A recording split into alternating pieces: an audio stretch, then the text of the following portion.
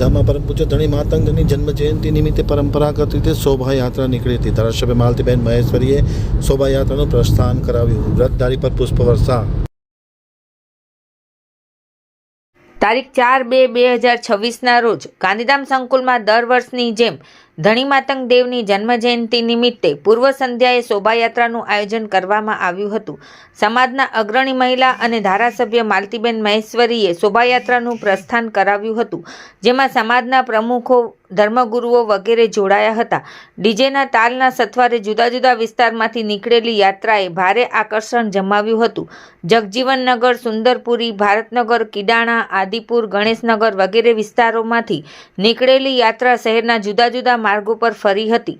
જુદા જુદા સમાજો અને આગેવાનો દ્વારા ઓસ્લો, ગાંધી માર્કેટ સહિતના જુદા જુદા વિસ્તારમાં કોમી એકતાના વાતાવરણમાં સ્વાગત કરવામાં આવ્યું હતું।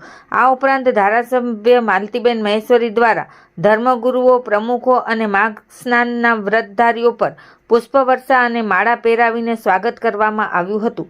કાયદો અને વ્યવસ્થા જળવાઈ રહે તે માટે Gandhidham A division PI MD Chaudhary અને સમગ્ર સ્ટાફના કર્મચારીઓ હાજર રહ્યા હતા। આજે સમગ્ર મહેશ્વરી સમાજ માટે ખૂબ જ આનંદનો દિવસ, ગૌરવપૂર્ણ દિવસ। આવતીકાલે મહેશ્વરી સમાજના ઈષ્ટદેવ પરમ પૂજ્ય શ્રી ધણી માતંગ દેવજીની જન્મ જયંતિ છે। જ્યારે 1273ની જન્મ જયંતિની ઉજવણી કરવા જઈ રહ્યા છે, એની પૂર્વ સંધ્યાએ ગાંધીધામમાંથી ભવ્યથી ભવ્ય સમગ્ર મહેશ્વરી સમાજ સાથે મળીને આજે ભવ્ય શોભાયાત્રાનું આયોજન કર્યું છે, જેમાં અનેક ધર્મગુરુઓ, સમાજના અગ્રણીઓ અને વિવિધ સમાજો પણ આ શોભાયાત્રાને સન્માન કરવા પધાર્યા છે।